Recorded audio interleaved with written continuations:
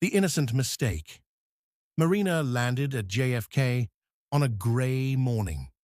The heavy sky felt like a warning, but she didn't notice. With her backpack slung over one shoulder and her eyes burning from exhaustion, she got into the first cab she saw and handed over the address saved on her phone. As they drove through the city, she stared out the window in awe. New York. It was her dream. Everything was new, everything was strange, and everything felt just a little darker than the pictures. The cab stopped in front of a towering hotel with mirrored glass and gold lettering. Marina checked the name. Not quite what she remembered, but the address matched. Maybe it had been renovated. Maybe it was a franchise. She didn't think twice. She walked in. The lobby was quiet despite its size. A man in a black suit with a sleek name tag greeted her with a mechanical smile. "Welcome, miss. Room 709. She didn't even have time to question it. He handed her the key card, and she headed to the elevator. Inside, the mirrored walls made her feel oddly distorted. The lights flickered for just a second.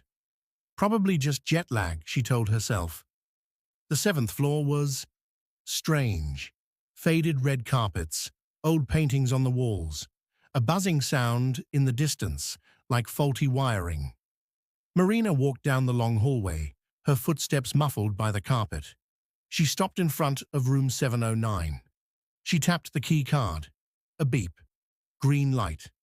The door handle turned easily. The door creaked open. The room was dimly lit. The lamp by the bed was on. A rich scent filled the air, cologne, wood, and something else, something faintly metallic. Someone's suitcase was open on the couch, a blazer draped over the chair, a half-empty bottle of wine on the counter. Marina froze. Did housekeeping forget to clean? She took a careful step inside. "You're in the wrong room." The deep voice sliced through the silence like a knife. Marina turned slowly. A man stood in the shadows at the edge of the room. Tall, dark skin, wearing a black button-up shirt with rolled sleeves. His eyes, intense and focused, watched her closely.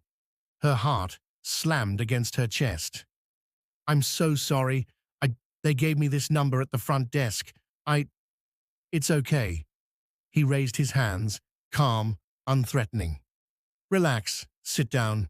We'll figure this out." She hesitated. Every instinct screamed leave, but his voice wasn't angry. It was intrigued.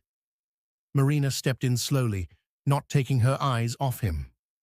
"I'm Marina. Just arrived from Brazil. I think there's been a mix-up." He nodded slowly. "Elijah. And maybe it wasn't you who made the mistake. Maybe the hotel did." Marina sat down on the armchair, still tense. Elijah poured her a glass of water and handed it to her. "This place has secrets. No one stays on this floor, and no one enters room 709 by accident." Marina swallowed hard. "Do you believe in coincidence?" he asked. She nodded, hesitant. "I don't," Elijah said, looking toward the window. "Not after what happened here." The lamp flickered. The door, which had been slightly open, shut itself with a soft click. Silence returned, heavier than before. The silence and the secret. The man introduced himself. Elijah Moore, a millionaire in the tech industry, known for his discretion, his intelligence, his power. Yet, there was something else, something hidden in his eyes. Pause 2 seconds. A shadow, a darkness that no wealth could mask. He asked softly, "What brings you to New York?" Marina hesitated. Her hands fidgeted in her lap. Her heart raced. The city lights blinked outside the window, a silent witness to this strange encounter. Nervously, she told him her story. She spoke of the small town she came from, nestled deep in Brazil. She spoke of dreams, big ones, dreams of fashion, of colors, of creation, dreams that had carried her across an ocean to this city that never slept. Today had been her interview, the chance of a lifetime. Pause 2 seconds. Elijah listened and said nothing. He sat in absolute silence, staring at her, studying her. Then slowly, he stood up, crossed the room, and closed the door with a soft click. The sound echoed like a gunshot. Marina's body tensed. Every instinct screamed, "Run!" But her legs wouldn't move. Something stronger kept her there, something unspoken. Elijah turned. His voice was low, almost a whisper. "You know what's strange? Today was the day my wife was supposed to arrive." Marina blinked, confused. She died. Exactly 1 year ago, in this very room. The words hung in the air, heavy, crushing. The silence grew thick. It pressed down on her, made it hard to breathe. The lights above flickered. Once, twice. Outside, a siren wailed distantly, then faded into nothing. Marina's mind raced. Was this real? Was she trapped? Every cell in her body screamed, "Leave." And yet, something deeper, older, whispered, "Stay." Elijah closed his eyes for a moment, as if wrestling with some invisible weight. When he opened them again, they were glassy, haunted. He murmured, "Maybe you didn't come to the wrong room after all." Long pause. 5 seconds. And in that moment, Marina knew this was no coincidence. This night, this meeting, was only the beginning.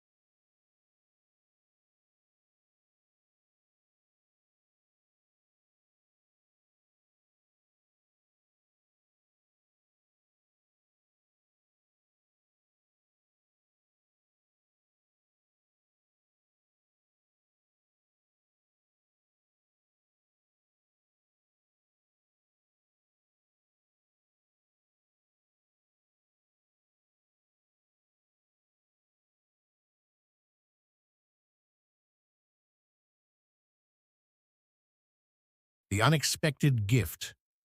The hours slipped away. They talked, they laughed, they cried. Walls that had stood for years crumbled in mere hours. Elijah saw something in Marina, something he hadn't seen in anyone for a very long time. Authenticity. Not ambition masked with politeness, not opportunism hidden behind smiles, but truth, pure and unfiltered. And Marina, she saw beyond the headlines, beyond the millionaire facade, beyond the power and influence. She saw a man, a wounded man, a soul who, like her, was simply trying to start over. Two strangers, bound by broken dreams and quiet hope. As the first pale light of dawn brushed against the city skyline, Elijah turned to her, a rare softness in his voice. He said, "If you want, I can introduce you to the best fashion designer in New York. She's an old friend." Marina blinked, unsure if she had heard him correctly. Her heart skipped a beat. "Me?" she whispered. "You," he smiled. Hope surged through her, wild and unexpected, like a river finally breaking through a dam. Without hesitation, Marina said yes. Pause 2 seconds. 3 weeks later, Marina stood in an art gallery, nervous, excited, terrified. Around her, people, important people, watching, listening, admiring. She was showcasing her very first designs, the fabric of her dreams, the colors of her journey, the stitches of her story. And in the corner of the room, standing proudly, was the man from room 709, Elijah. He wasn't just her benefactor. He wasn't just her connection. He had become her mentor. And more than that, a lifelong friend. Sometimes, the scariest moments hide the greatest gifts. Sometimes, the wrong room is actually the right one. If you've ever felt lost, if you've ever thought you were in the wrong place, at the wrong time, remember, maybe you're exactly where you're supposed to be. Trust the journey, embrace the unexpected, and never ever stop believing in your story. Because sometimes, the wrong door leads to your true destiny.